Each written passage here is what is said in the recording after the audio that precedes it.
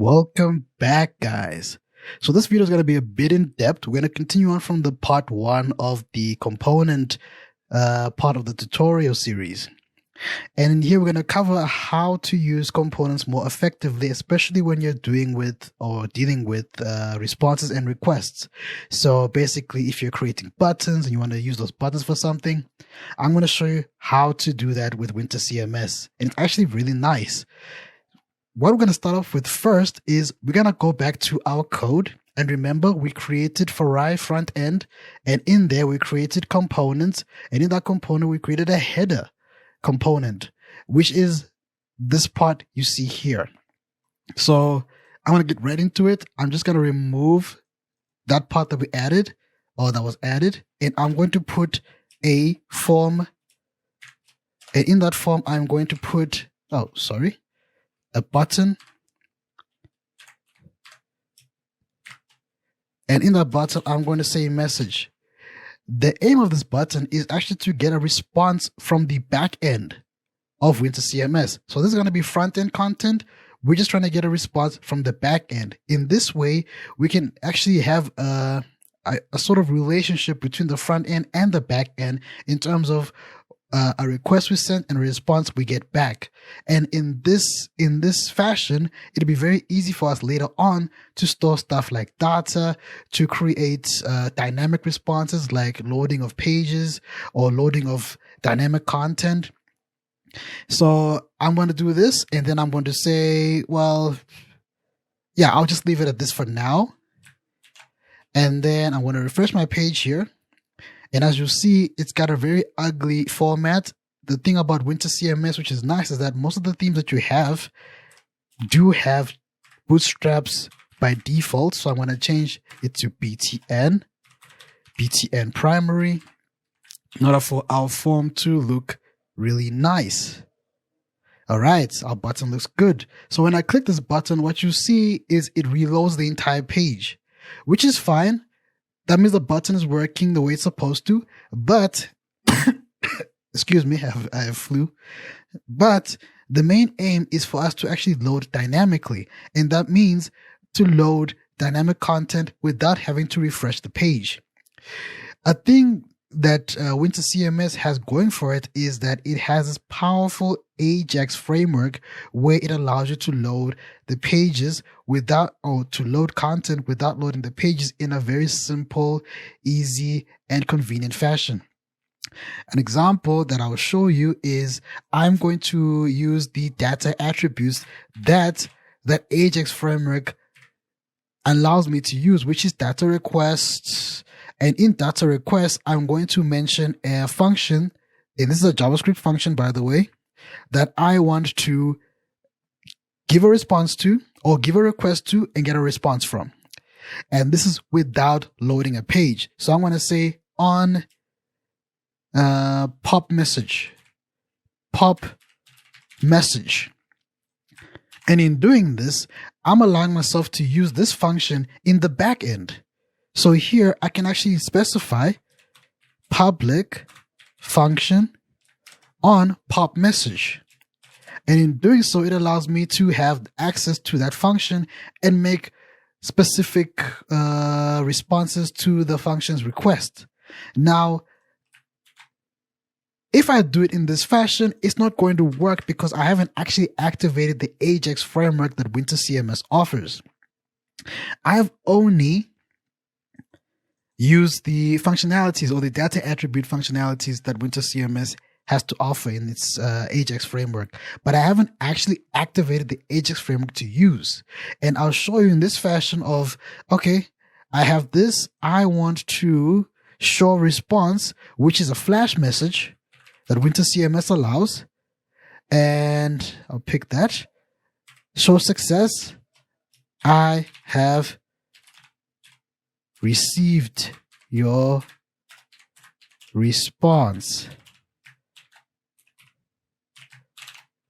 And then when I click this button, let me just click it again, you will see that it keeps reloading the page without showing me any content, without reloading dynamic content and not reloading the page. The reason is because the framework is not activated yet. For me to activate the framework, I actually need to come to my layout. Remember, we had a layout or a theme called Space Bootstrap. And in Space Bootstrap, I need to come to here where it says scripts, or anywhere on the page, doesn't matter, but usually it's after scripts. You need to come there and specify framework. When you specify framework, Winter CMS will immediately know that you want to use the Ajax framework. That's how you activate it. And then I'll say framework extras. This is for the extra stuff the framework offers, like the flash button or the flash messages, the ones that I'm trying to use. So now that I've specified this, if I refresh the page, I'm going to refresh it now. Let's just start all over. I refresh this page. I click message. It's going to load that Ajax indicator there. As you can see, it's not reloading the page. It's just reloading this and getting a response, which is nothing. We actually are getting a response, but there's something we're missing here in this part on the data request part of the button. We need to specify that we want to show that flash response. So data request flash will be the way to do it. And you say true as a parameter or as a value in data request flash. And then let's reload the page. When I try to flash the message, it's going to show I have received your response, which means that on the back end of our component, we are getting the response from our request from the button. So now you might be thinking to yourself, this is nice, but how do I get data? How do I get data values? Let's say, for example, a user types in something and I want that value to save to a database. Now that the database section will be covered in later chapters, but I'm just putting that as an example for this basic demonstration. So I'm going to add an input button, text input, where we will put the example of a user putting information. So I'm going to say this input is type text, and then give it a name. Let's say user name. I'll give it an ID, not necessary, just for making sure that it's all clean. And I'll give it a username ID, input, and all that. Right. No label associated to the input. It's just the input page. And then when I refresh the page, of course, it's not going to be looking nice.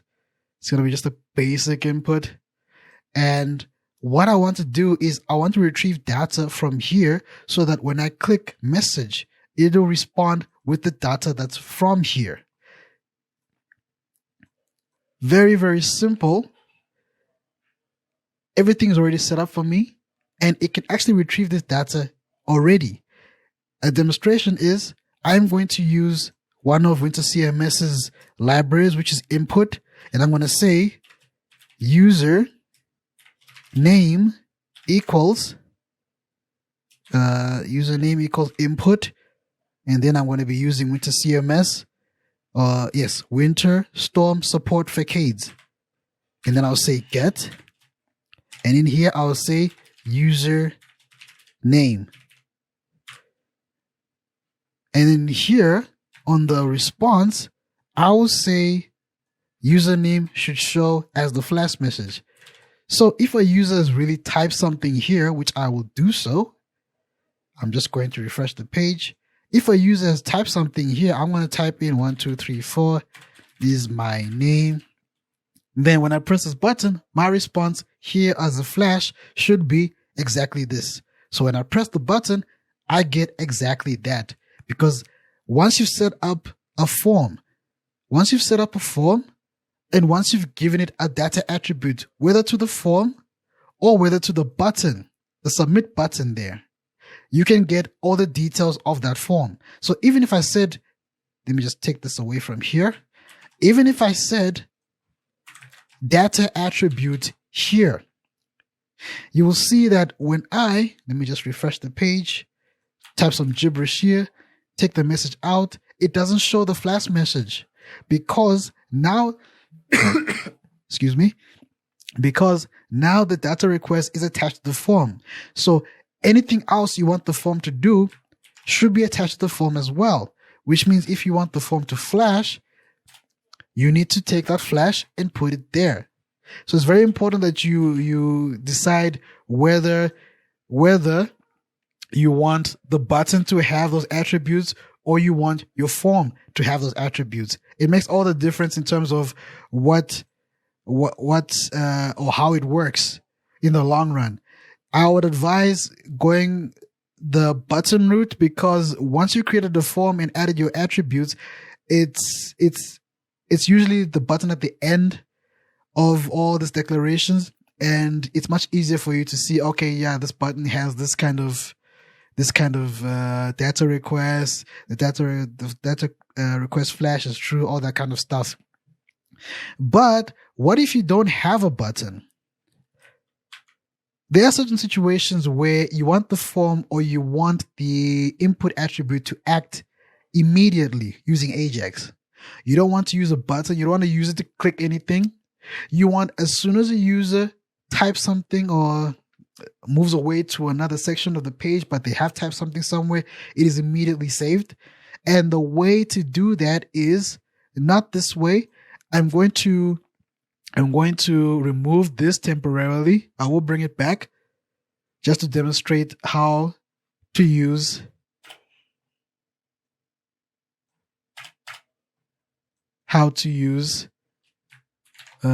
inputs. So we have this here alone. And if we type anything in there, nothing really happens because nothing has been set for it to be used. But if we make use of the data attribute, which is data track input, and this doesn't have to be true, you don't have to say anything like that, you can just like this. If you set data track input to true, and then I will say data request, and then I will take the same function that I made here, put it there, and then I will make sure that this form is showing that flash message. So data request flash equals to true. I'll make sure the form is showing it. So now when let me refresh the page. When I type something here, it is immediately loading. Loading. But I guess this cannot work here. It has to come to what is using that request. It has to be attached to that request. So it has to come here. So now when I refresh and then I'm typing, you can see the data is coming through just fine when a user is typing. And that's Ajax and its power. But we're not done yet. One more. So let's say I've got this. Yeah, it's working great, but I would like more functionality. The input is not enough for me. What if a user types a specific something? I should get a button, or I should show a button if a user types a specific word or code or message. We can use Ajax for that as well. In here, where you have your flash message, we're going to replace this flash message with return. And in this return, we're going to make an array. And in this array, we're going to create two things. We're going to create an ID, and then we're going to create a partial from that ID. So what we're going to do is come here, and we're going to create a div. Oh, sorry. And in this div, we're going to give it an ID of, let's say, show button. Simple as that. And then we're not going to type anything else there. And then we're going to create another file, an HTML file. And this file is going to be button.htm.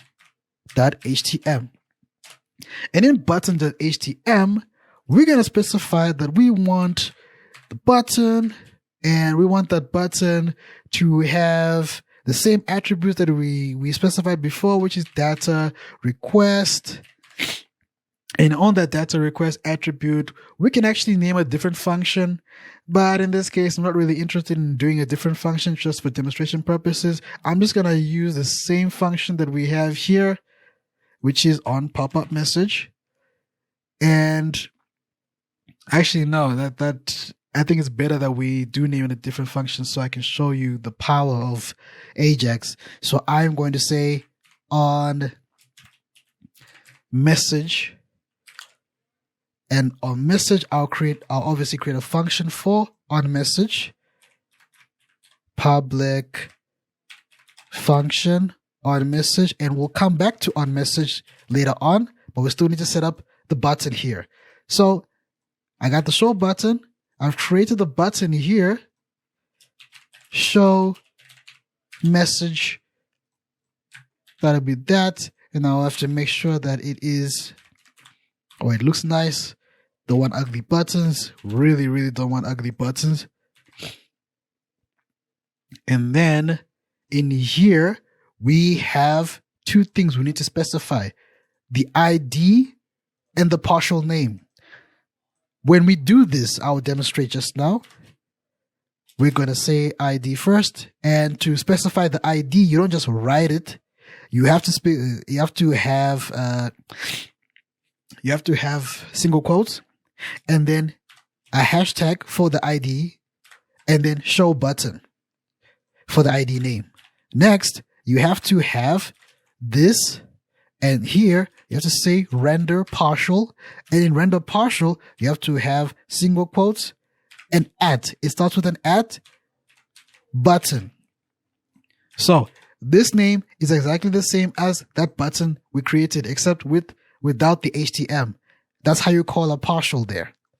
Now, as you'll soon watch, when I replace or when I type anything, I want to type A, it's going to show me that button. So as you can see, we can dynamically show partials anytime we want. So for example, let's say I don't want just to show the partial at any time. This user or this user details or whatever it may be, this has to, if user name equals Farai, then return that partial. If not, then nothing happens. Pretty much, nothing happens. So now, when I refresh the page, me typing doesn't really do anything. However, if I type Farai, it gets me what I want. But what if I type D or F or nothing happens because the partial was only loaded once? Now, there is a workaround to override this, but that's not the purpose of this video. It's just to show you the capabilities of Ajax and what you can do with it. So now I'll show message, and when I click show message, oh, I forgot. In here in the button, we have to enable the flash. Otherwise, it won't show us what we want. The flash has to be attached to the request. Now, when I say show message, if I refresh, type in the Farai, and then I say show message. Oh, I forgot to do the flash. So flash, and in flash, we'll say success. Message was shown for partial. Now, when I refresh, type my name, show a message, everything should be fine. So that's the end of this video.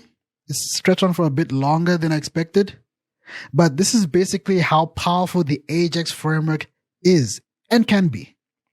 There's a lot more you can do with it in terms of dynamic content. But for now, we'll end it here when it comes to part 2 of components. On the next video, we will touch on components again, but it's more in closing. And it's more of a conclusive video in terms of components functionality and where to find the relevant documentation in terms of what to do or what to use components for. So thanks for watching. See you next time.